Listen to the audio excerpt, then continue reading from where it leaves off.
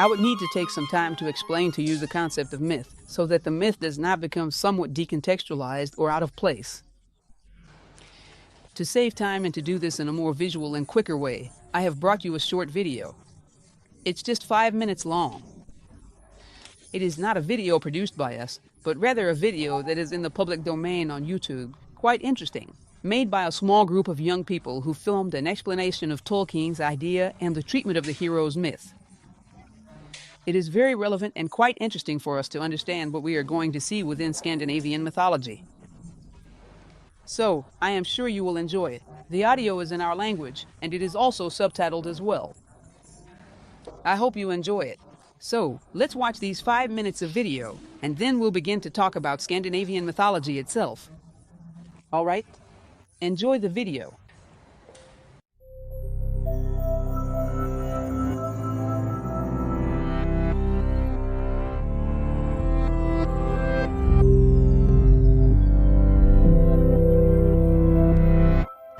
What do Harry Potter, Katniss Everdeen, and Frodo have in common with the heroes of ancient myths? What if I told you that they are all variations of the same hero? Do you believe that? Joseph Campbell did. He studied myths from all over the world and published a book called The Hero with 1,000 Faces, retelling dozens of stories. He explained how each one represents the monomyth or the hero's journey. So, what is the hero's journey? Think of it as a cycle. The journey begins and ends in the hero's ordinary world, but the quest passes through an unfamiliar, special world. Along the way, there are some key events. Think about your favorite book or movie. Does it follow this pattern? Status quo. That's where we start. 1 o'clock, call to adventure. The hero receives a mysterious message, an invitation, a challenge. 2 o'clock, assistance. The hero needs some help, probably from someone older, wiser. 3 o'clock, departure. The hero crosses the threshold from his normal, safe home and enters the special world and adventure. We're not in Kansas anymore. 4 o'clock, trials. Being a hero is hard work. Our hero solves a riddle, slays a monster, escapes from a trap. 5 o'clock, approach. It's time to face the biggest ordeal, the hero's worst fear. 6 o'clock, crisis. This is the hero's darkest hour. He faces death and possibly even dies, only to be reborn. 7 o'clock, treasure. As a result, the hero claims some treasure, special recognition, or power. 8 o'clock, result. This can vary between stories. Do the monsters bow down before the hero, or do they chase him as he flees from the special world? 9 o'clock, return. After all that adventure, the hero returns to his ordinary world. 10 o'clock, new life. This quest has changed the hero. He's outgrown his old life. 11 o'clock, resolution. All the tangled plot lines get straightened out. 12 o'clock, status quo. But upgraded to a new level. Nothing is quite the same once you're a hero. Many popular books and movies follow this ancient formula pretty closely. But let's see how well The Hunger Games fits with the hero's journey template. When does Katniss Everdeen hears the call to adventure that gets the story moving? When her sister's name is called from the lottery. How about assistance? Is anyone going to help her on her adventure? Payment. What about departure? Does she leave her ordinary world? She gets on a train to the capital. Okay, so you get the idea. What do you have in common with Harry Potter, Katniss Everdeen, and Frodo? Well, you are human, just like them. The hero's journey myth exists in all human cultures and keeps getting updated. Because we humans reflect on our world through symbolic stories of our own lives. You leave your comfort zone, have an experience that transforms you, and then you recover and do it again. You don't literally slay dragons or fight Voldemort, but you face problems just as scary. Joseph Campbell said, In the cave you fear to enter lies the treasure you seek. What is the symbolic cave you fear to enter? Auditions for school play? Baseball tryouts? Love? Watch for this formula in books, movies, and TV shows you come across. You will certainly see it again, but also be sensitive to it in your own life. Listen for your call to adventure. Accept the challenge. Conquer your fear and claim the treasure you seek. And then do it all over again.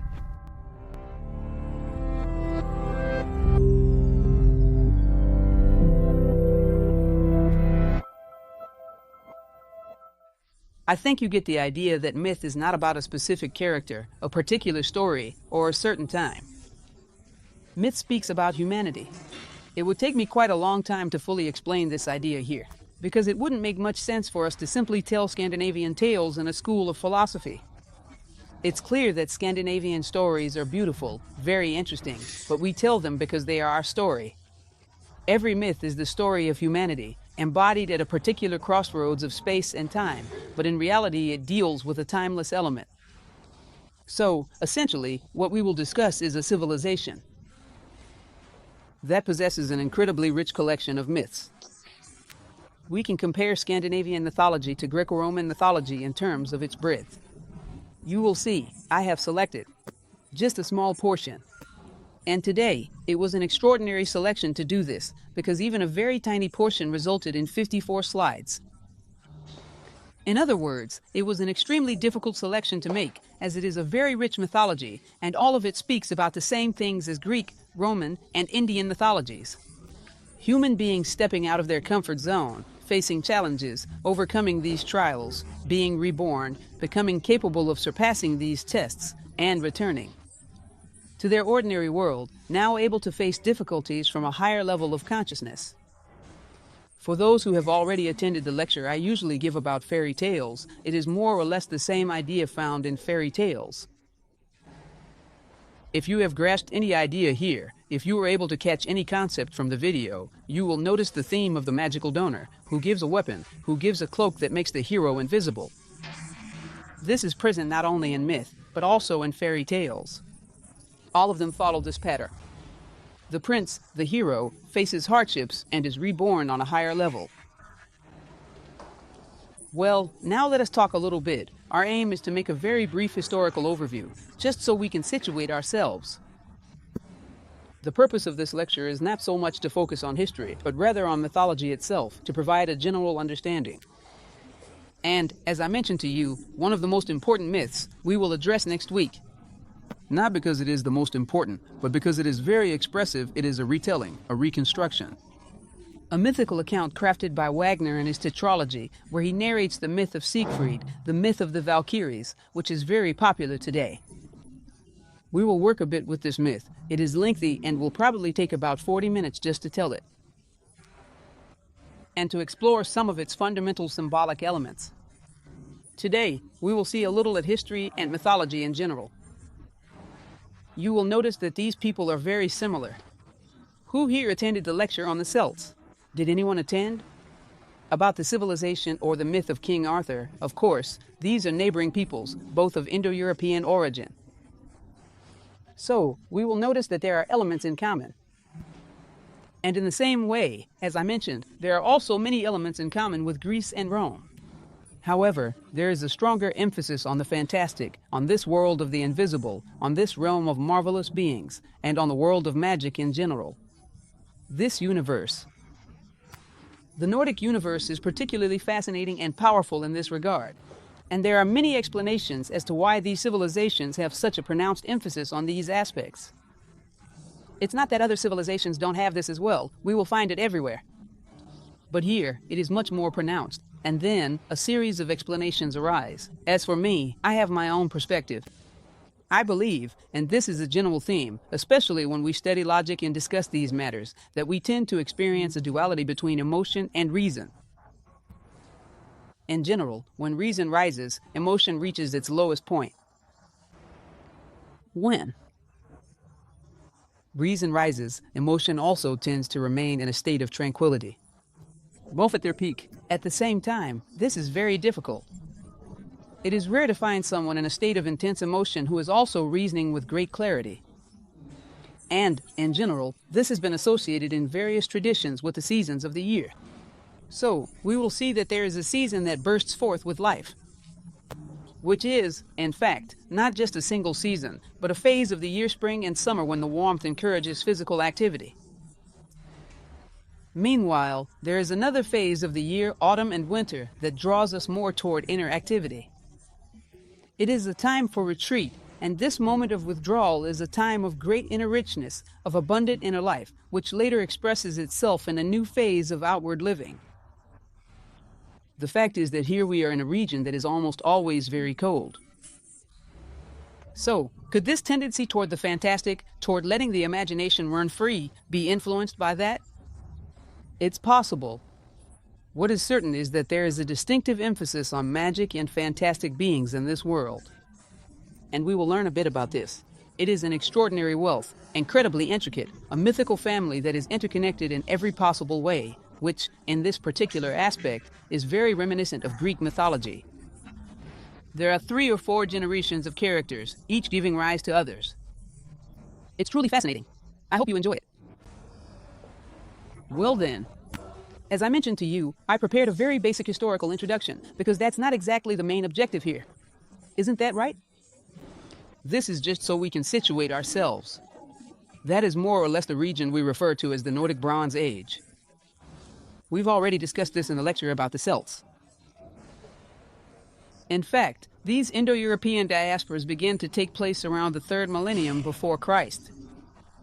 They are a group of peoples who share a linguistic element and who lived in the southern region of Russia, around that area. And at a certain point, due to a variety of demographic and climatic factors, they began to spread out in all directions. And some of these diasporas, as we have seen, include the Celts, the Proto-Greeks, the Indians themselves, one of the earliest groups to migrate, then Asia Minor, and so on. In short, Indo-European diasporas spread to every corner. The Celts are of Indo-European origin, as are the Scandinavians in general. The Nordics and the Germanic peoples all share Indo-European roots. From this, we will see a common linguistic root, because the term Indo-European refers to a linguistic root, not a racial or ethnic one. And, first of all, these peoples are situated around 1700 BCE, in that region, which is what we now call Scandinavia. However, as time goes by, the climate becomes more favorable here, on the European side. So, from that time onward, people begin to arrive and form what we call Germania. In other words, the Germanic and Nordic peoples share a common origin. And they begin to spread out, and we will see that they become, for example, one of the major sources of serious challenges for Rome. Julius Caesar fought against the Germanic peoples, against Ariovistus, on the plains of Alsace.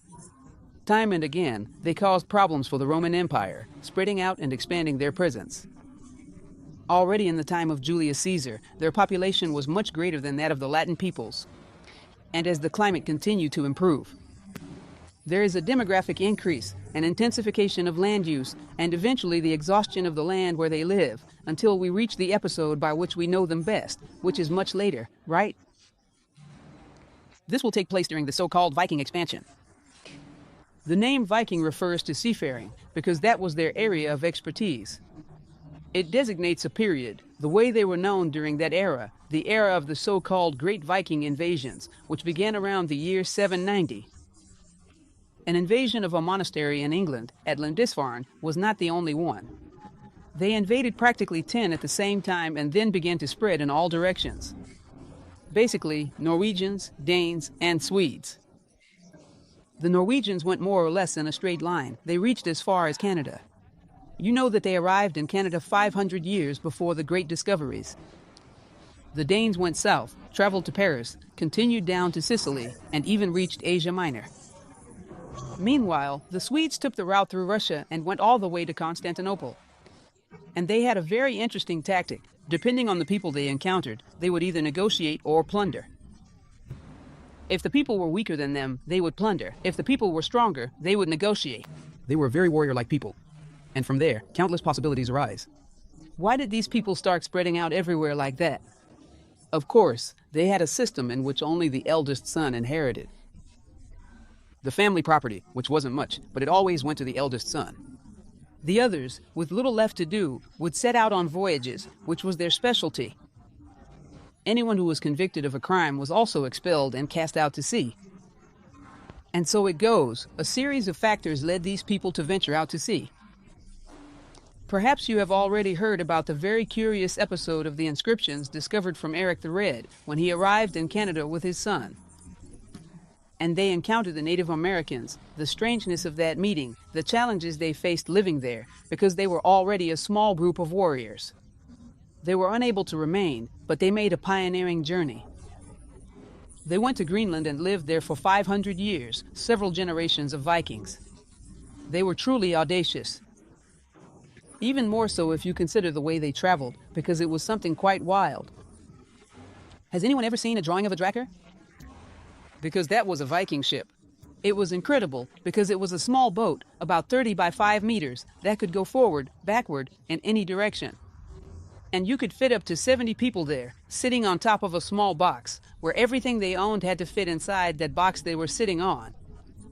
And people would bring animals along, so they could have food during the journey. And many people died along the way. The mortality rate was extremely high. They would throw the bodies into the sea and continue the journey.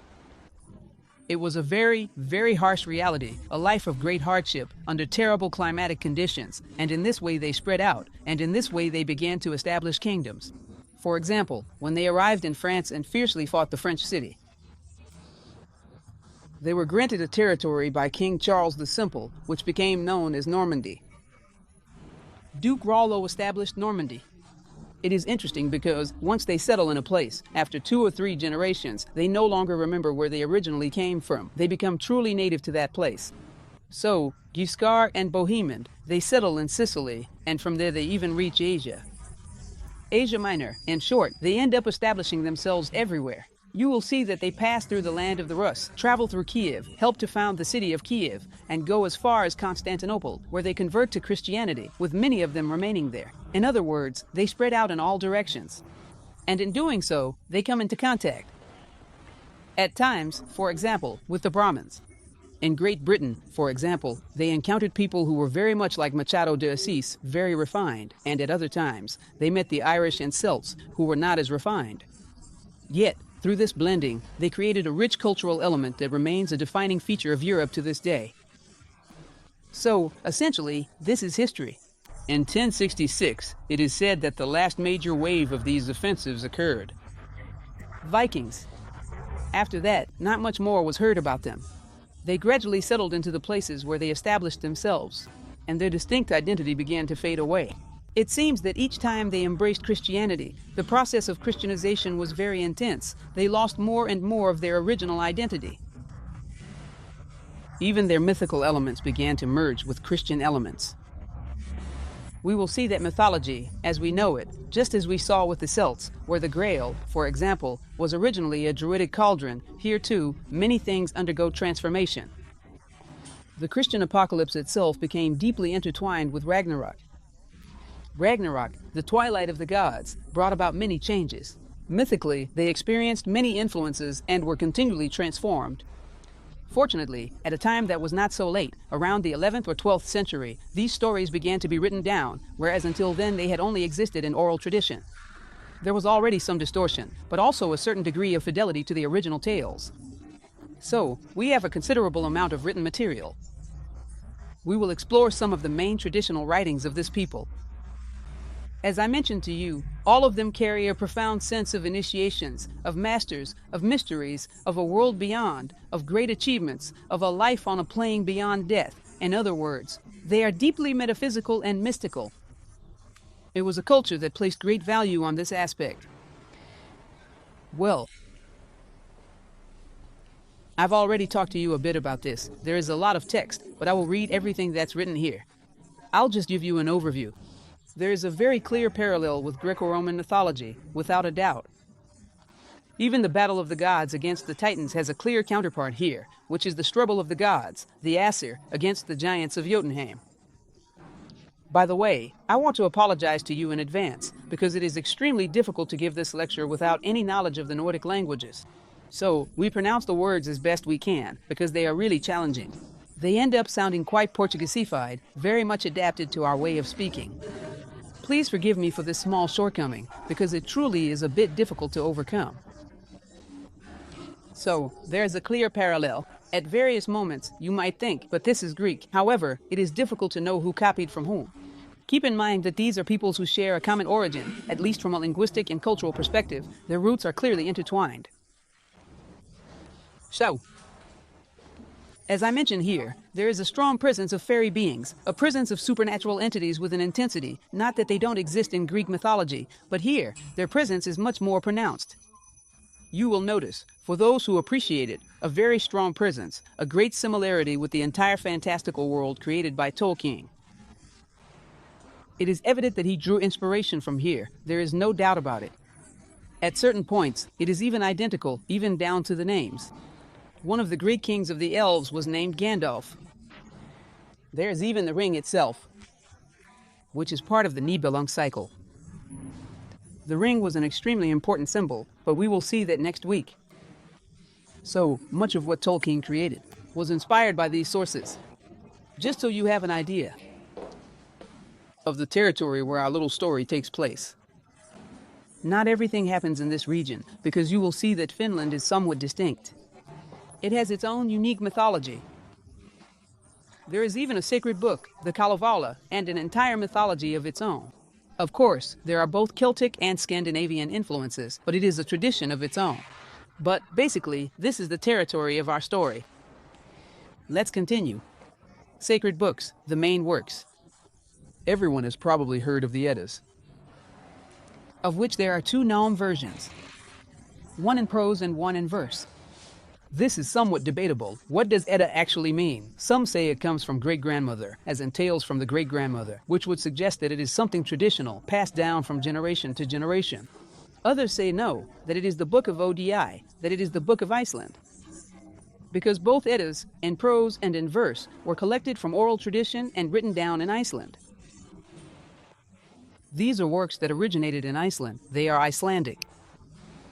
So, the Eddas deal with an enormous cycle of stories from Scandinavian mythology, truly many of them. It is where we find the main source, though not the only one. But the principal source of Scandinavian tradition comes from the Eddas, both in prose and in verse. Today, this publication already exists in Portuguese. For those who appreciate this kind of myth, it is essential, including for those who enjoy Tolkien, so they can understand a bit of the roots from which he drew his inspiration. So, as I was saying, these are fragmentary parts of an oral tradition. Of course, keeping things in perspective, because the Eddas have an entirely sacred tone, they are remnants of an ancient religion. This is not the case with fairy tales, but it is very similar to what the Brothers Grimm did with fairy tales in our modern era. They went out collecting this tradition, gathering testimonies from people, visiting elders, people already of a certain age, and recording interviews and accounts. You know that we owe a great deal to the Grimms for not having lost many of the cycles of fairy tales that we know today. And that went through a number of modifications that might have already disappeared from the oral tradition. So, we will see that both compilers of the EDDA did the same thing. They are not creators, they are the first to write things down. Of course, this carries a certain risk, because who knows what they might have added in there, right? Especially in the case of the prose Edda, which is much later and was written by a Christian bishop. In the case of the poetic Edda, the risk is a bit lower, but there is always some risk.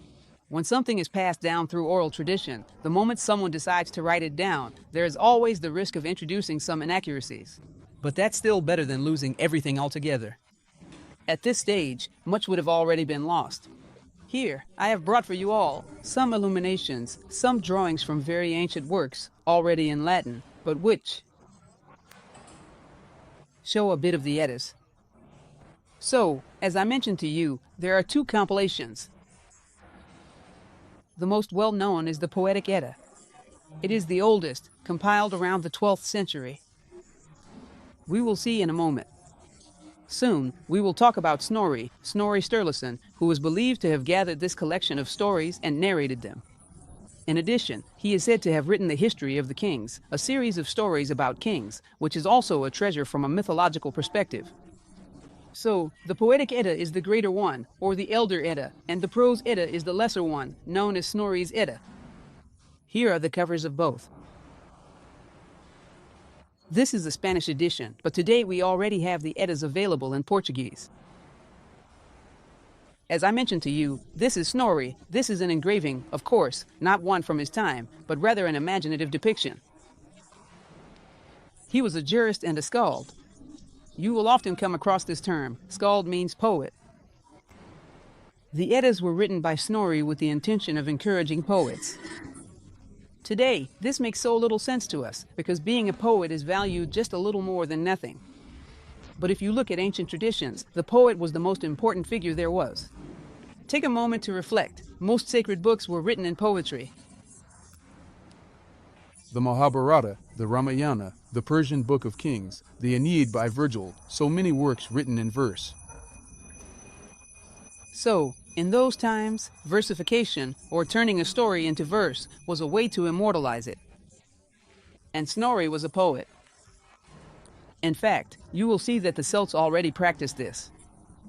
One of the things they considered fundamental was to have, among their armies, a bard who would sing. It is said that the warriors would pluck the single string of their bows, as if it were a lyre, and sing. And it was considered that there was a very good relationship between those who played the lyre well and those who sang well and those who were good. Warrior. In general, they were both things. They were poets, singers, bards, and excellent warriors. And this was considered a sign of a good warrior. And poetry was extremely important. It was sacred. So, Snorri does this with the intention of creating a manual for skaldic poets, like himself.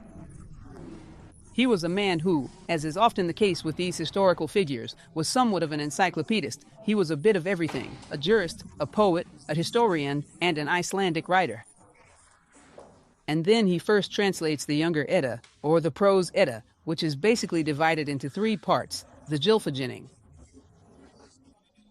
the Skaldskaparmal, what a simple name, and the Hattadal, which is the section on meter, strictly speaking. This part is quite formal. It speaks specifically to poets. The Gylfaginning, we're going to look at a small part of it. It's a very interesting story, because it's within the Gylfaginning that they tell the origin of the universe according to the heavens. Not only there. According to the Scandinavians, not only there, but especially there, they recount how everything began, with all the details, how the universe came into being, according to the worldview of this civilization. We'll see it in just a moment. And as I mentioned to you, the history of the Norwegian kings, which also has this very simple name, Heimskringla. It is a very detailed account of the history of these Norwegian kings. It was also written by him. Just so you have an idea of what the main works are, I brought you a small excerpt from the Gylfaginning, which is the story of King Gylfi. It is said that this king was very wise, as well as very shrewd, and a bit suspicious of those who claimed to be wise. At a certain point, he decided to question the gods. These were the gods of Asgard, the Aesir. He said, "Do these people really have dominion over everything in the universe? I'm not sure. Are you?" "No, I'm not. I will find out, and who knows how." He decided to ascend to Asgard, which was the dwelling place of the Aesir, to see if they truly knew everything. He went there to question them, to inquire, and then to leave. I have no idea how he got there, but I know that he arrived.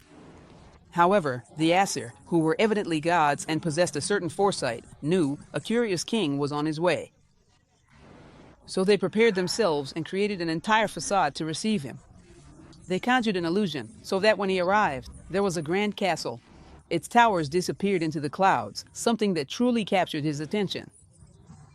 And he is received by a kind of master, this individual. But that comes up in the next part. There he is, Gangleri. Gangleri means the weary wanderer. He was a man who, before him, had reached Asgard, a man, meaning that it was possible for humans to reach Asgard. This is somewhat reminiscent of Indian mythology, isn't it? You will notice that, very often in India, many of the beings who are venerated are men who attained a divine state through their own effort. So this Gangleri, the one who is weary from walking, represents someone who has journeyed so far that he has reached the mysteries, who has attained wisdom, and he is regarded as a master, an initiator of King Gylfi. He says, "Look, you will be received by 3 gods who will answer your questions, but not directly. You do not speak the language of the gods. You will have to ask me, and I will ask them." And then, indeed, something truly enigmatic occurs. It is said that 3 gods appear, known as the High, the Highest, and the One of Equal Stature. Their names are not given, only this description: the High, the Highest, and the One of Equal Stature. In other words, it is more or less a triangle of gods. 1 is shorter, and 2 are of the same height.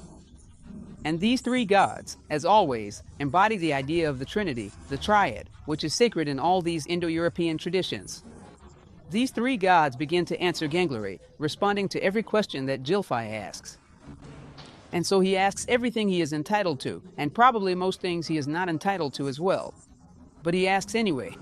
In other words, he asks how everything began, how the universe was manifested, how humanity was created, and how it will all end, which is Ragnarok. He asks about the future worlds, about what comes after the end, because this is also present within Scandinavian mythology. After it ends, it does not truly end, it continues. There are 3 more future worlds: Gimel, Vblin, and Anlang. In other words, he asks about everything. And then, a brief summary of the cosmogony is presented. Of the Scandinavians, it is fascinating. It is not simple to read, the language is somewhat elaborate, but it is truly interesting. So, this is basically a summary for you to become familiar with. The Gylfaginning. Just a little bit of what is discussed there. We will return to this soon, so I won't go into too much detail now. I even brought a diagram for you to make it more visual, because with just text, it's hard to fully understand.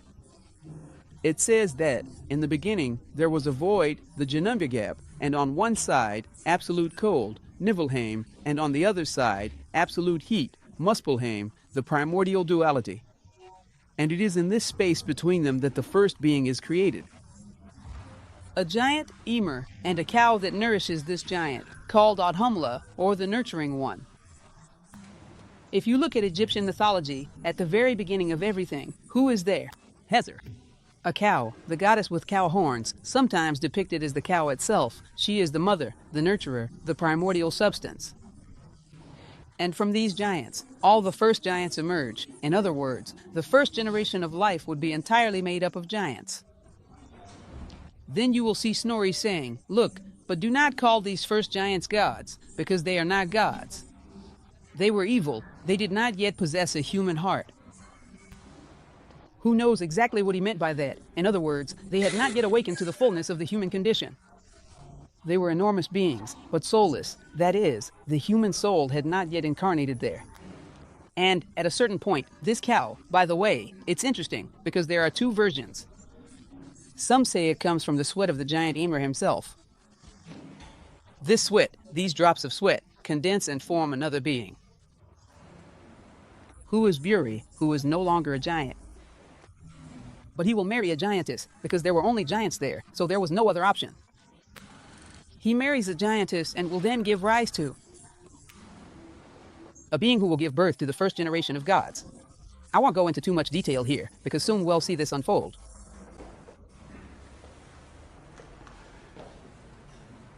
And then there is the Greater or Poetic Edda. As I mentioned to you, these were truly poems, scattered all across Iceland.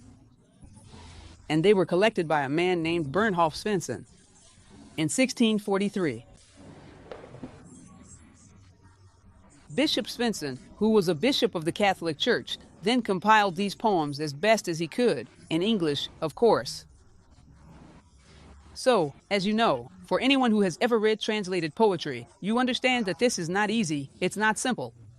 He took them from Old Norse, from Gothic, and translated them into English, compiling these stories, which are numerous. And they are also very interesting. Here, I will show you the list of titles. Don't be alarmed, there are many, and I will explain each one. But here we have the Voluspa, which is the story of the Volva, the priestess who foretells the end of the world, Ragnarok. It is part of the Eddas in verse. So it would have only been compiled at a much later date, in the 17th century. It is divided between mythic poems and heroic poems, that is, those that pertain to the gods, and those that pertain to humans. There is a very consistent focus on this distinction. They always consider that it is necessary to speak of the gods and also of humans, because there must be a bridge between the gods and humanity. Pay attention to something interesting. They always speak of dualities and harmony. Always. So, you have sky and earth, the two poles of the universe. There are always dualities and harmony. Therefore, if there are perfect beings in the sky, there must also be beings on earth striving for perfection. These are the heroes. Thus, there are mythic cycles and heroic cycles always complementing each other, which is very common within this mythology. As I mentioned to you, here is a little list, just so you can get a sense of the names. We will talk a little at the end about the Voluspa, which is the story of the vulva, who tells the end of the world. It is quite interesting. Some of these stories are quite famous, such as, for example, Lokasenna, which is the story of Lokasenna. Well, in any case, there are many fascinating stories. Next week, I will even use one of them to complement Wagner's story in the tetralogy. One of the titles from the Poetic Edda. And then, just to add, this is also a work considered important, which is the story of the Aesir, in other words, the history of Denmark, told by Saxo Grammaticus, commissioned by the king or some noble of the court, and some poems, like Beowulf, which was turned into a movie that, between us, was very bad, very poorly made, and quite recent. Anyone who hasn't watched it hasn't missed anything at all. Beowulf, Gudrunho, is also part of the Nibelungen cycle, Volsunga, and the Nibelungen themselves. It is a collection of stories that, together with the Volsunga saga, Wagner would later use to create his famous tetralogy.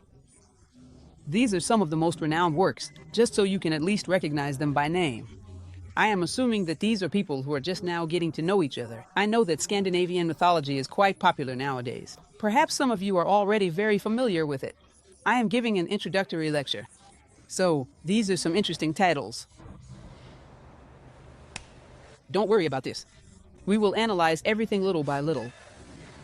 I am hoping that you will read all of this, because I am, even from this distance, having a bit of difficulty reading. So, I will take the pieces, and we will go through them gradually. But here is a little outline that shows, more or less, the most important and central events within Scandinavian mythology, the myth of creation. Let's now zoom in a bit more so that it becomes easier to visualize. So, just that little part at the top. Remember when I told you that on one side you have the intense fire and heat, Muspelheim, the dwelling of Surgr, the great fire giant. On the other side, a hell of water and ice, terrifying, Alfheim. And these two, along the way, are constantly colliding, meeting in the middle. There is this abyss, which is Ginnungagap. I told you that it is from this chaos, from this clash, from this contrast between differences that creation arises. Between the extremely hot and the extremely cold, a giant is born. This is Ymir. And along with him, the cow, Audhumla, also comes into being. And this cow nourishes him. He feeds on the milk of this cow. And this cow also ends up nourishing the one who will be born from her sweat, who is no longer a being in the same sense, because from him, several giants are generated. Berg is Ymir. Several giants are created from him. Then, Buri is born, who is no longer a giant. He will be, so to speak, the one who will give rise to the dynasty of the gods. And this Buri will unite with a giantess, who is Bestla, and will generate Bor. Bor is already a mixed being, half giant and half human. He is of smaller stature, already a bit more humanized. And this Bor will have 3 sons, who are already 3 gods. The 3 gods who will be responsible for the organization of the entire manifested universe. Who is Odin? Odin for the Scandinavians, Wotan for the Germanic peoples, and his 2 brothers, Vili and Ve. The first thing these 3 will do, the first 3 gods, Odin, Vili, and Vis, declare war on Ymir and kill him. and from Ymir's body, they will create the entire manifested universe. For those who have already studied Babylonian mythology, it is important for us to draw these parallels so you can see that we are talking about a heritage of humanity. And in the Enuma Elish, which is the Babylonian creation poem, it basically consists of Marduk killing Tiamat and creating the entire manifested universe from her body. Any resemblance is not a coincidence. These technical details, like taking such and such thing, the eyebrows and the teeth and making something out of them, are almost identical in the Enuma Elish and Yer. In the Edis, it is practically the same thing.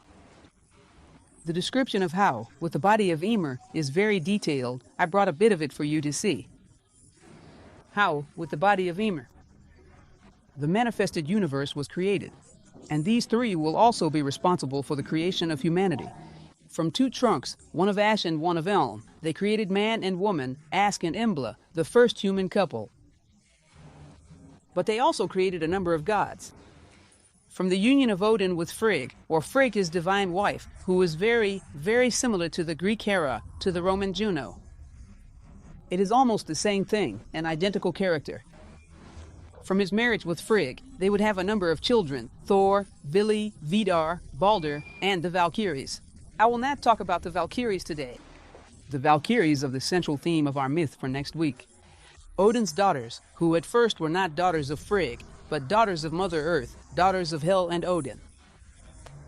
And warriors who were responsible for gathering the bodies of those who had died heroically in battle, and taking them to Valhalla, Odin's mighty castle in Asgard.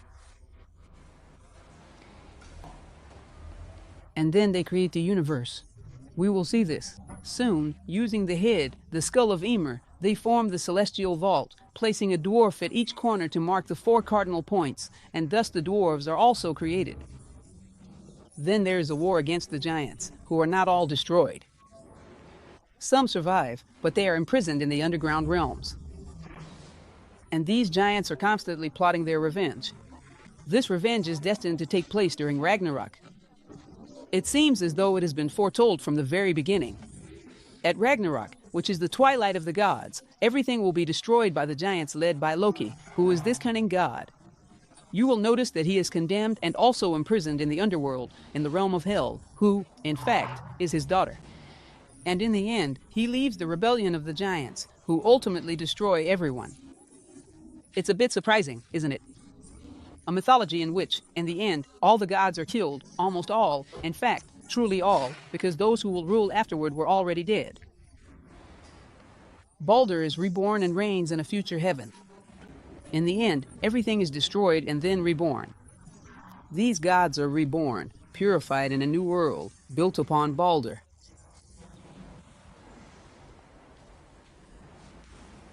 The rest of the structure, just so you have an idea, we will talk a little about these 9 worlds that are coming up.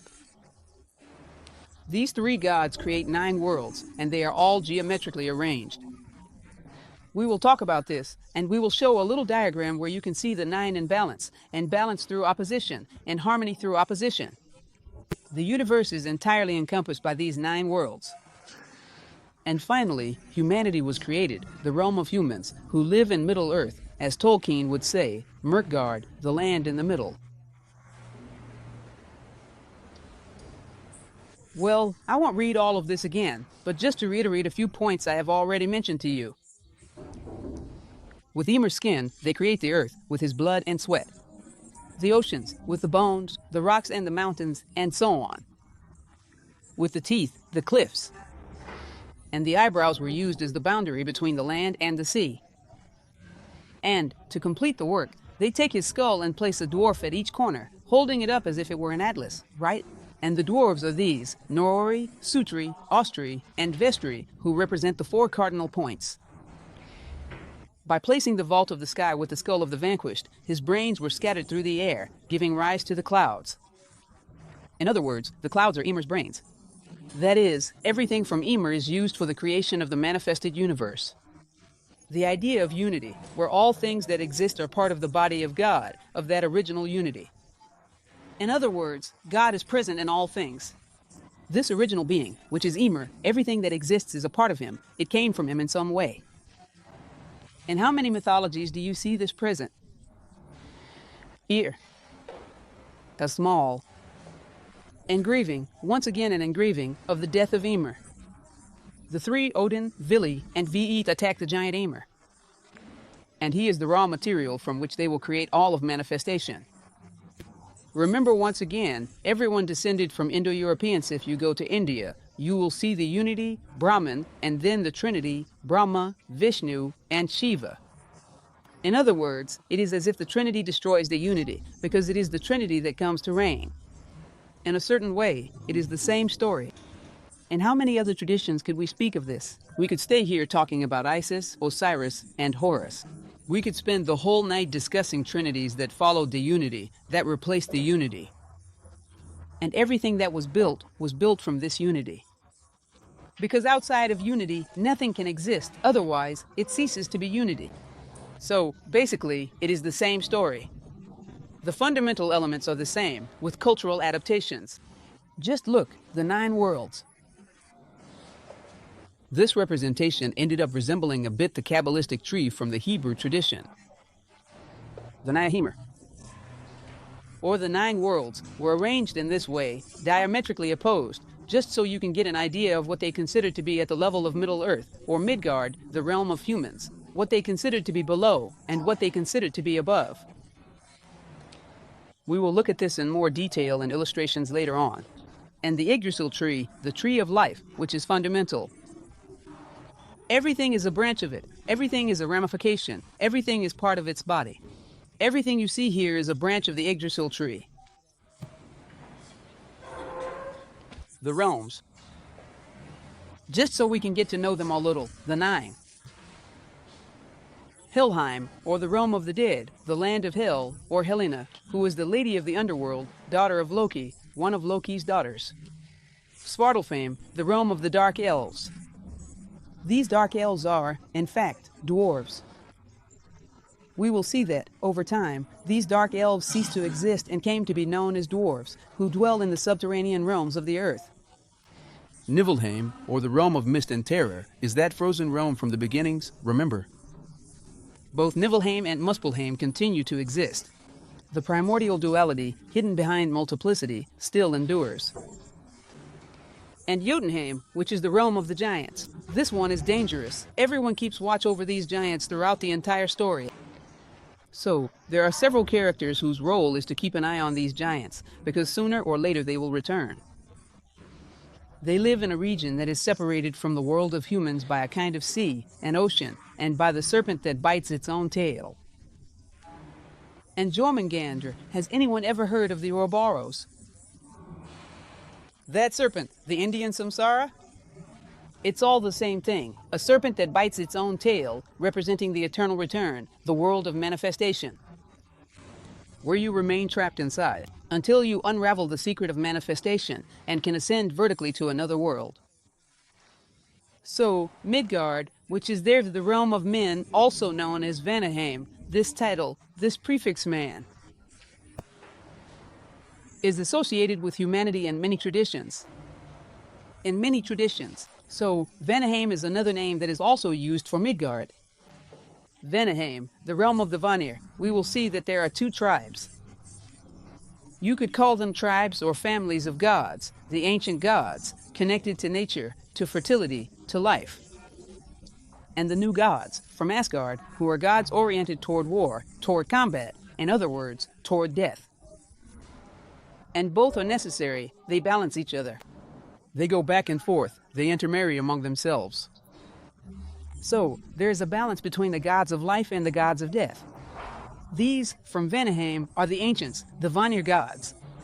And the Aesir, the gods of Asgard, who are the warrior gods, are the new gods. Elena Blavatsky, for those familiar with her work, discusses this topic to some extent. And I will do a series of associations with elements from other very interesting mythologies. So, the gods of Asgard are new gods, gods oriented toward war. And the ancient gods are more connected to nature. Alfheim, which is the realm of the light elves, is one of the luminous realms. Asgard, the realm of the gods, is where Valhalla is located. Valhalla was not always there. In the beginning, it did not exist. And it was built at a very high price. I will tell you why that is. The beginning of my story is for next week, so stay tuned for scenes from the next chapters.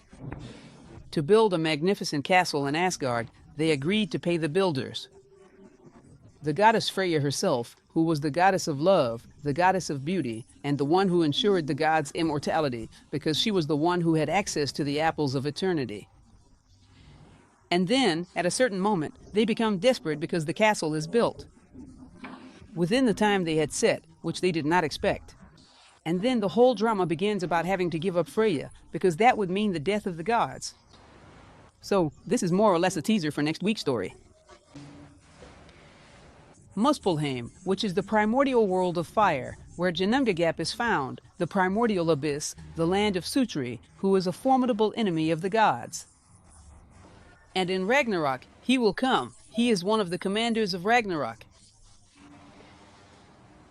Look how beautiful it is, the worlds, all positioned in every direction. And we will see ourselves traversing everything. We will talk about the roots of the tree.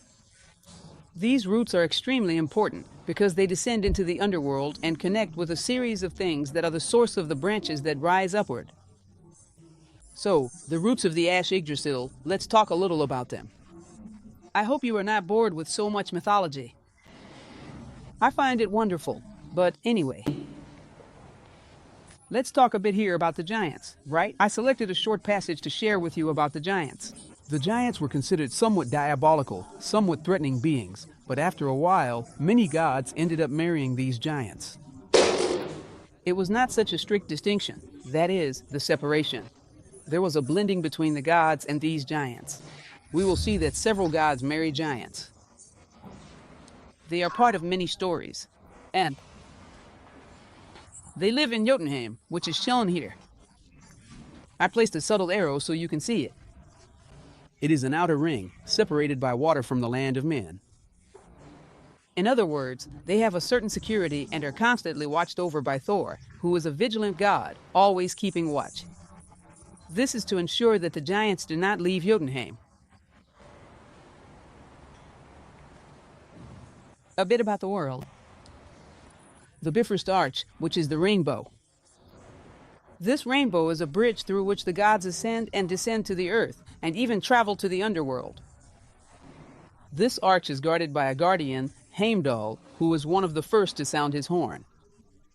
He does this when the giants are about to invade the world during Ragnarok. He protects this bridge between the two worlds. He is a powerful guardian. So, for them, even the rainbow had a meaning. And the ash tree, with its roots penetrating into the underworlds, has a series of important branches there that we will know very soon. Here's another beautiful picture. This is Yggdrasil. What do you see there? In Yggdrasil, there are animals everywhere. Who among you can see well and spot the little creatures that exist there in the ash tree? Actually, it's not exactly a serpent, although what you see there is a serpent, but it's a dragon that exists down below. We will get to know it very soon. What else? There are a number of elk or deer there. Up at the top, do you see anything? An eagle. And you probably can't see it because it's impossible to spot, but it's there, believe me. Between the eagle's eyes, there is a raven perched. And, still going up and down the trunk, there is a squirrel. And somewhere along the way, there is also a goat circling around, and a swarm of bees. Each of them has a meaning. All of them are the animals that inhabit Yggdrasil. We will get to know each of them a little bit. So, Yggdrasil.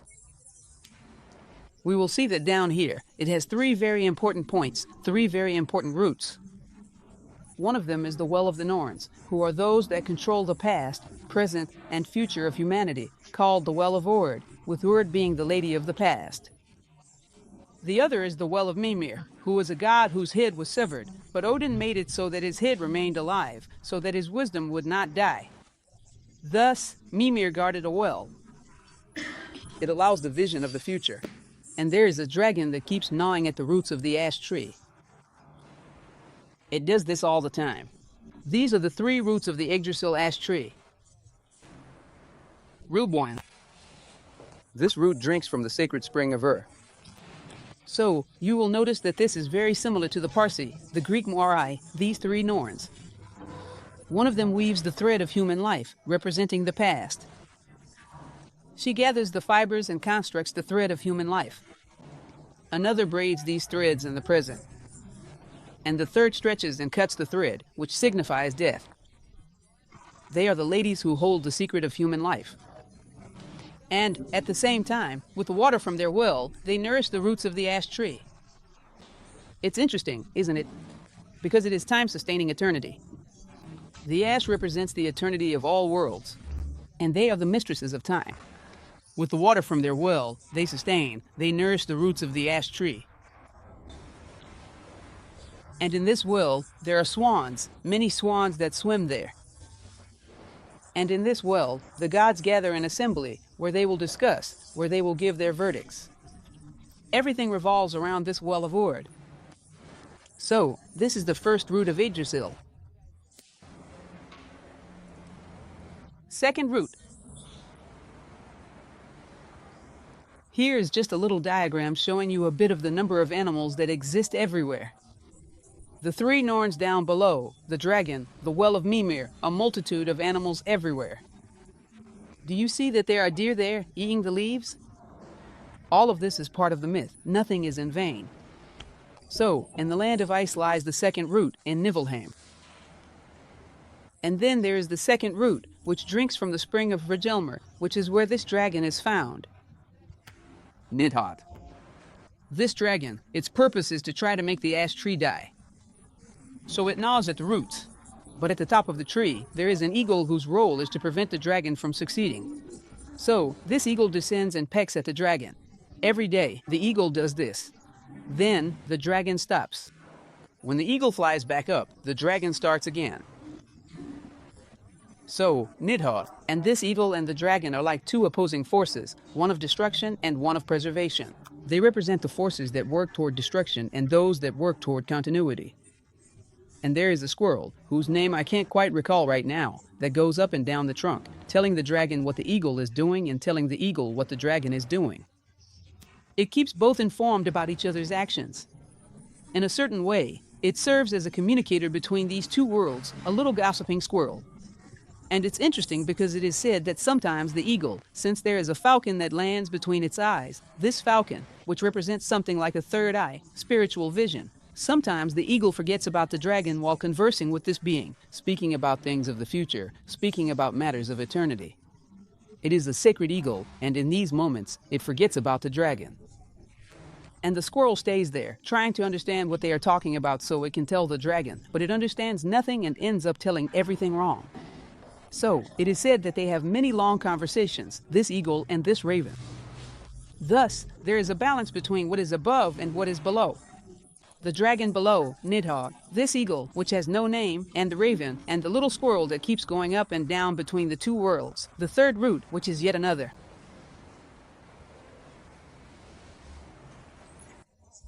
Vision. You might have noticed, you can see now that the eagle has a raven on its head, can't you? Even though neither the eagle really looks like an eagle, nor the raven like a raven. But this one gives us a rough idea. The dragon in that well, here the well of Mimir. You can see there's a head floating in the well. Here in the middle, the well of the Norns with swans. Over there, in Helheim, which is the underworld, the Bifrost. This one is a bit easier to understand. You can see up there. The sun and the moon have what looks like a bunch of little dogs chasing after them. In reality, they are wolves. And it seems that, during Ragnarok, the wolves will actually devour the sun and the moon. The sun will have to be reborn through its daughter. The third root. This being, as I mentioned to you, is Mimir. Mimir was a very wise god, but during a battle, his head was cut off. So that his wisdom would not be lost, Odin granted him this special favor. That he would remain alive with only his head, guarding this well. This is the well from which the third root of the ash tree springs. And this well is a well of wisdom. Whoever drinks from it gains exceptional knowledge of the past, the present, and the future. And Odin did not know. He is the king of the gods, the father of the gods, but he did not know the future. He had a great desire to know the future, so that he could prepare for it, so that he could guide himself toward it. So he goes to Mimir's well, and Mimir says, "Look, to know the future comes at a price." "What is the price?" "I want one of your eyes." And so Odin gives one of his eyes, which is the eye that remains there in the well. He gives an eye in order to know the present, the past, and the future, to acquire wisdom. Have you ever seen anything similar in any other mythology? Horus, right? The old jade, which is the eye of Horus. He gives that eye. He loses that eye in the battle against Set. It is the way he has to subdue the forces of matter, by giving up a physical eye and acquiring a spiritual eye. So, he comes to have one eye that looks toward the earth and one eye that looks toward the heavens, one physical eye and one spiritual eye. This is more or less what happens with Odin here.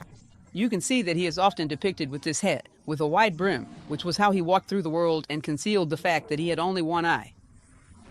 He left one eye there in Mimir's well in order to know the future. It's interesting because Odin is not a passive god. None of the Scandinavian gods are passive. They strive for wisdom. Odin, we will see in a very beautiful poem by Grimm, if memory serves me right, hangs himself for 9 days and 9 nights on the world ash, Yggdrasil, in honor of himself, in order to acquire the power to understand the runes, the sacred script. The runic alphabet, the 16 sacred runes. After 9 days hanging, swaying in the wind, he sees the runes. I brought this poem for you all. It is truly beautiful. So he struggles, he undergoes trials, he fights to acquire wisdom. He is not a passive being who has possessed wisdom since the dawn of time. He is a god who, within this celestial realm, is the greatest, yet he is engaged in a constant process of self-improvement. There is this movement, so much so that later the sky is.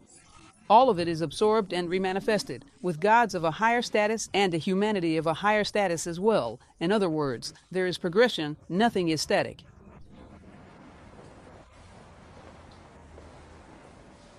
Even the gods evolve. So, as I mentioned to you all, these 3 roots, here is the little squirrel with that terribly hard to remember name, Ratatoskr.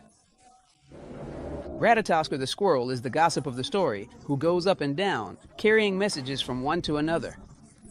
Fortunately, he doesn't understand the eagle's language very well to tell the dragon.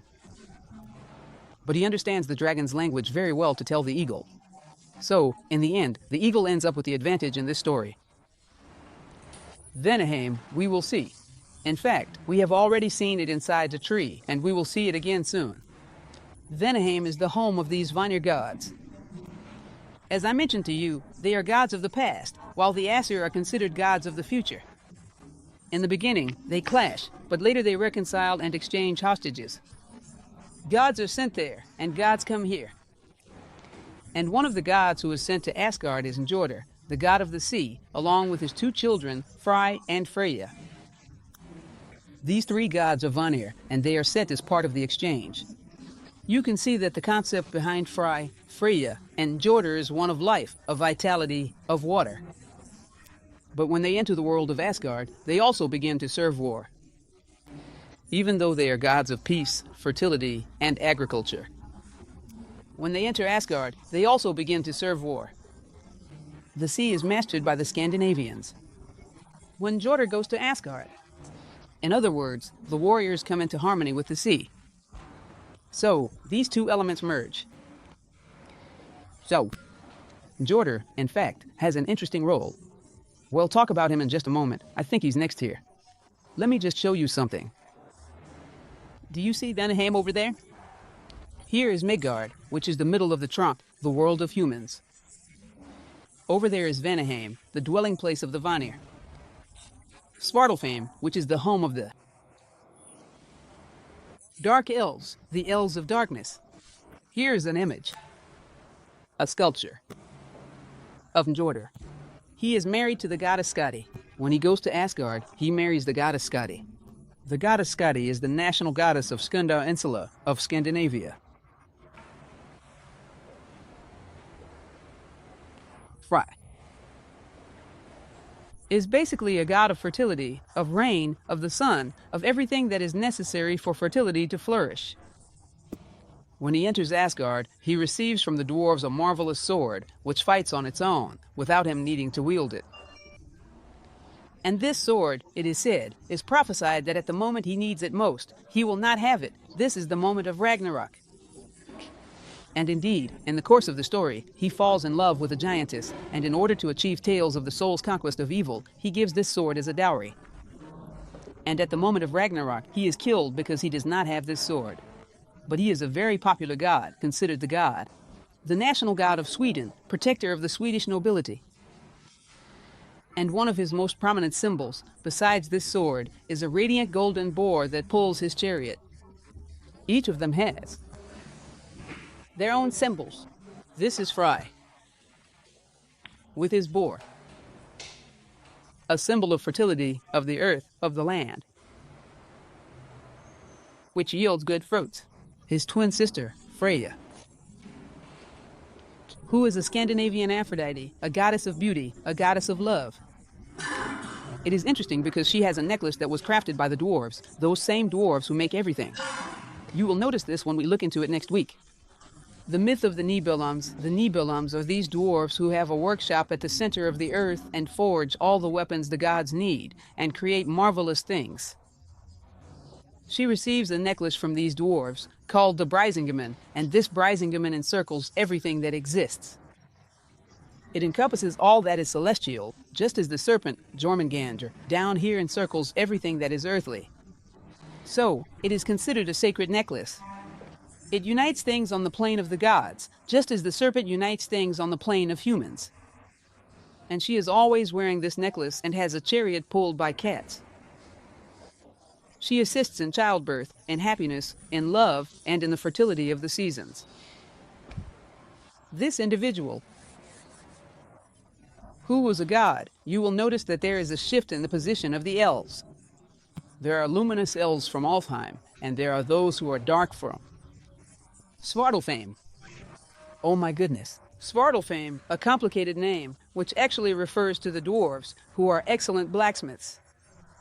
Next week, you will meet a character named Mimir, who was the leader, the master of the blacksmiths, those who worked with metals, those who shaped the fruits of the earth.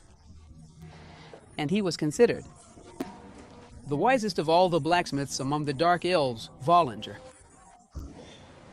You will notice that the characters seem to be born from one another, because Mimir is very similar to Valinger. However, Valinger is still an elf, while Mimir is already a dwarf. He is a great blacksmith and the master of the dark elves. Now, yes, let us move on to the main figure of the story, who is our Odin, or Wotan. He is the principal god, as we have seen, the creator of humankind, the one who bestows upon humans the breath of life, which is the soul. You will notice that among the three brothers, each one gives something different. We will see this further ahead as well. Odin is the one who gives the vital breath, that is, the soul, pneuma, anima, breath. Meanwhile, his brother gives the mind and emotions, and the other gives the physical senses. The three worlds, each of them contributes an element to the making of humanity. He is the one who gives the soul. He is the god of wisdom, of war, and of death. But he is also considered the god of magic, poetry, prophecy, victory, and the hunt. It is intriguing, this union between art and war within the Scandinavian world. It was regarded as a perfect marriage, for only those who lived on the edge between life and death were inspired enough to become a skald, a poet. They understood the mysteries of life in order to portray them in poetry. The poems were all epic. So he is, at the same time that he is a warrior god, also a protector of poets, interestingly enough, and of magicians. You can see that he has two ravens. It is said that Odin is the wisest of all men for a very simple reason. He walks the earth, and his ravens walk as well, known as the eyes and ears of Odin. And everything that men say, he hears. He lends an ear to everything that people wish to tell him. And for this reason, he is the wisest of men. He never denies his attention to anything that anyone wishes to say to him. So, he walks through the four corners of the world, usually in disguise, with his very distinctive hat, and listens to what people have to say. And, in addition, his ravens also travel through the four corners of the world and bring him information. And so do his wolves. There are also some distinctive elements, such as his spear, which has 16 runes inscribed on it, the spear Gummir.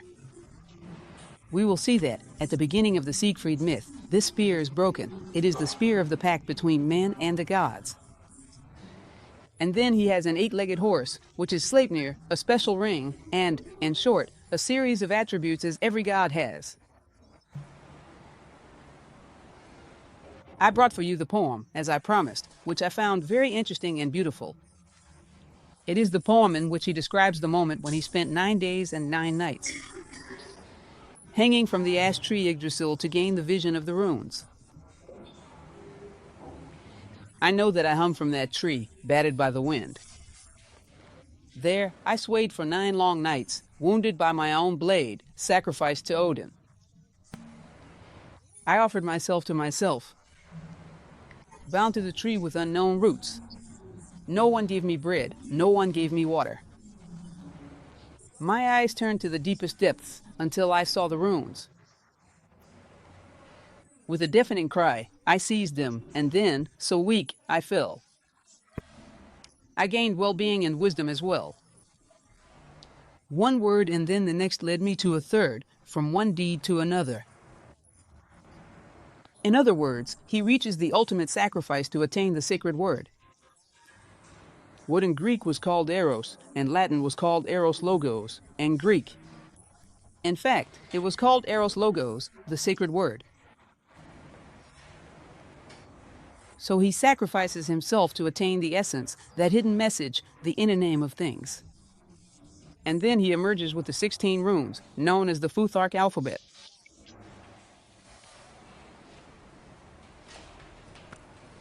The 3 celestial worlds, that is, above. From Midgard, the land of men, which are Muspelheim, the land of the fire giants, that primordial fire, Alfheim, the elves of light, and Asgard, as we will see, which is the land of the gods. You are above the land of men. And then, more stories about the little creatures. Those servants you saw running joyfully around the tree are constantly eating the leaves of the tree. This stirs the tree. It causes Freya's bees to start flying. And these bees produce the mead. And this mead prevents the gods from aging. So everything is connected, everything is interlinked. Every role matters. This is how it is produced. The honey of eternal youth, which is the mead. This is the throne where it is said that only Odin and Frigg, his wife, may sit. It is the throne from which they watch over the 9 worlds. In other words, they see all directions of the manifested universe. As I mentioned to you, Frigg is the lady of pacts and marriages, very similar to what? Juno represented in the Greek tradition, and respectively in the Roman tradition. She is the protector of pacts between gods and humans, the guardian of laws, the defender of traditions, everything that is established and upheld. She is always described as both wife and mother. It is said that she is a great prophetess, as women often tend to be. She possesses the gift of foresight and prophecy, yet she does not utter a single word. She reveals nothing of what is to come to anyone, to such an extent that her husband must sacrifice himself at Mimir's well because she does not share with him even the slightest detail of what is to come. She is, so to speak, the inspiration for priestesses, seers, and vulvas possessing knowledge of the entire future. Thor, he is quite popular with his hammer Mjolnir, who, in one of the versions, is also the son of Odin and Frigg. There are other versions, there are always many versions, and he is responsible for constantly keeping watch. Jotunheim, his mortal enemy, of the giants and of the serpent Jormungandr. And then there are a series of attributes, a belt that increases his strength, a chariot pulled by goats, which he eats and they come back to. He places the skins, and the goats reappear beneath the skins, a series of fantastic attributes that are well known. But his hammer, called Mjolnir, had the property of being thrown, always hitting its target and returning to his hand. It becomes a symbol of the Vikings. It was very common for Vikings to have the hammer Mjolnir of Thor engraved on his shields and weapons. The symbol of the strength of a god who is the very embodiment of a warrior. Thor will die in Ragnarok, fighting the serpent Jormungandr. With his hammer and his strength, he manages to break the serpent that imprisons the world of men. He manages to kill the serpent, which is also his mortal enemy. Balder. Have you ever heard of Balder? He is perhaps the most beautiful of the gods. They say that Frey is the most physically beautiful god. He will be considered the most complete god in Norse mythology. Balder is a god who, in fact, was somewhat adopted. He was not an Aesir, he was not from Asgard. He was adopted, but was regarded as a son by Frigg and Odin. And he was a perfect god. His kindness and generosity were so great that he became envied by many beings who did not possess such qualities. So much wisdom, even envied by a god who is tremendously ambiguous, Loki. He is a god associated with fire, but it is a kind of untamable, somewhat destructive fire. He is a god full of passions, of envy, but also tremendously cunning. So, you will see that Loki is one of the most ambiguous gods in Scandinavia, because sometimes he is malicious, and other times he is wonderful, since he is the most intelligent. Therefore, all the gods rely on him when they need a solution for difficult situations. But I know that at this moment, it was the time when Balder fell into disgrace, and so did Loki. Because Balder begins to have terrible, terrible dreams that he would die. He tells this to his mother. Scipio Africanus becomes terrified, because the world without Balder would not be the same. He is a perfect being. He is the embodiment of goodness, beauty, harmony, and everything positive. And so she begins to travel to the four corners of the world, speaking with all beings. Everyone, from the stones, to the plants, to the animals, all beings. She secures from them the promise that they would never harm Balder. And this is a simple thing, because everyone likes him and everyone commits to never harming Balder. But there was one very insignificant little plant, a tiny mushroom, the agaric, which grew entwined around the trees, and she looked at it and said, "I will do no harm to my son. I don't need to ask it for an oath." And then Loki, who was a god capable of taking many forms, takes the form of an old woman, talks to her and asks, "Did you secure the promise from all beings?" And she says, "From all of them, except the agaric." Then Loki devises an entire strategy. He sets up a game where he says, "Since nothing can harm Balder, let's play a game with the gods. Let's put Balder in the center and have the gods throw things at him." And the gods begin to throw things at Balder. Everything had been sworn not to hurt him. Balder, nothing could touch him. Then he approaches Hod, who was Baldur's brother and who was blind, and says, "Don't you want to join in the game as well?" "I want to, but I am seeing nothing." "How will I participate?" "I'll take your hand and guide you so you can throw something at Balder too, and join in the game." "All right." He takes an arrow and places the mistletoe on it, which was the only thing that had not been sworn not to harm Balder. The mistletoe pierces Balder's heart and kills him. And so Balder descends to the underworld, and the world is left without him. His mother is inconsolable and goes to hell. She descends into the underworld to try to bring Balder back. And then the goddess Hel tells her that she could even release him if she managed to make all beings on earth weep for Balder. And once again, Loki takes the form of an old woman who refuses to cry for Balder. And so Balder cannot return. And he remains there, but he is the god who is yet to come. He is the god who will reign in the future heavens after Ragnarok. Now, because of this, Loki is not forgiven by the gods. He is condemned and imprisoned in the underworld.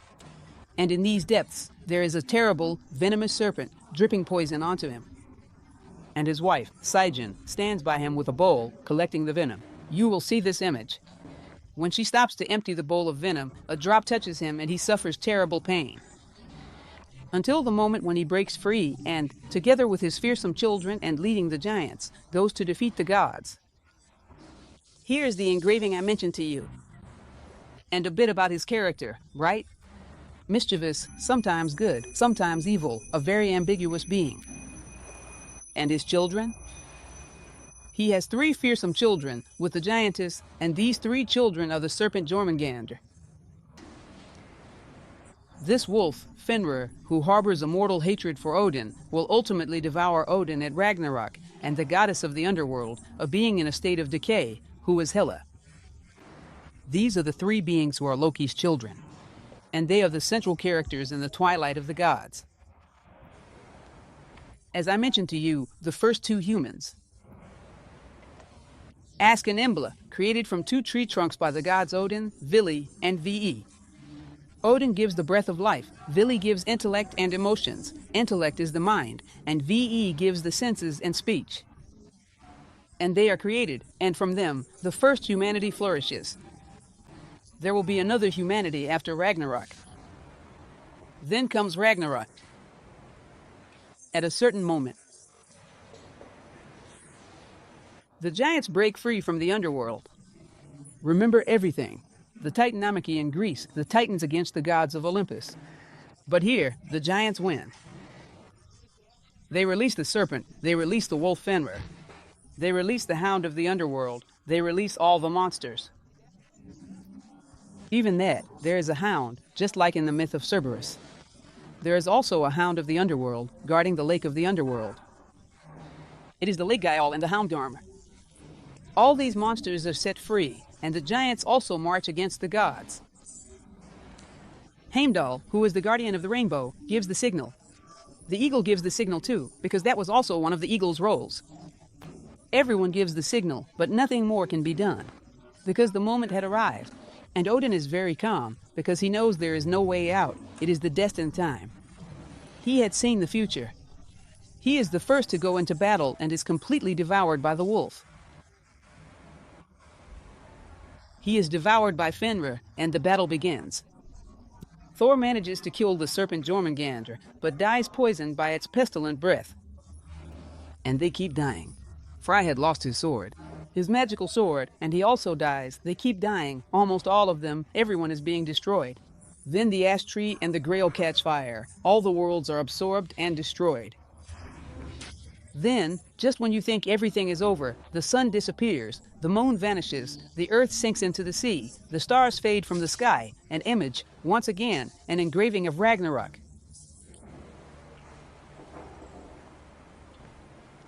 This is a very beautiful passage, which is even cited by Helena Blavatsky in her works. She draws a connection between this passage from the Eddas and the myth of Atlantis, where she says that, suddenly, when there was nothing left, the son of the sun reappears in the sky, and from the waters, the fields of Ida emerge once more. And a new world arises. The gods emerge, guided by Balder, who is the god of this new world to come, Gimel. On the horizon, 2 future worlds appear, Odlang and Widlang. In other words, in the future, there will still be 2 more destructions and 2 more reconstructions. After Ragnarok, there will still be more Ragnaroks. That is, the world will be destroyed at one level and rebuilt at another, 2 more times. And 2 human beings are preserved, Lif and Lifthrazer, who are responsible. They are the Adam and Eve of present humanity. From them, everything is rebuilt. And the world begins anew, renewed, purified by fire. The fire comes, destroys everything, and the world is reborn from the flames, like a phoenix. Purified by fire, the world of Gimel is born. Well, that's it. Basically, just so you have an idea, this was very summarized. A lot had to be left out. But it's simply to give you a sense of the richness of details. For example, we could talk about each of those 9 worlds, the inhabitants who dwell there, their characteristics, and, in general, a recurring theme, a balance of dualities, a sense of harmony. No one is truly the enemy of another in such an absolute way.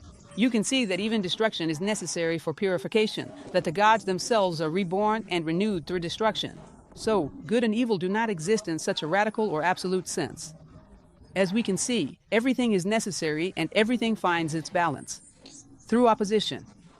In a world rich with fantastic beings, magic, and initiations, even the god Odin himself is initiated through the trials he endures. In other words, it is a world where a powerful mysticism exists, where profound mysteries abound. And there is a countless multitude of beings, far beyond what ordinary human imagination is accustomed to conceiving. This, then, was the universe of the Scandinavians. Beautiful, as in general, all mythologies are, very rich, very refined, and with certain crucial points in common with all the mythologies of the world. The destiny of humanity, the constant perfection of the universe, the reconstruction through fire, this luminous and uplifting element of the spirit, the reconstruction of human consciousness, always on new levels, always reaching new heights. The rebirth purified, as we saw in that little animated drawing at the beginning.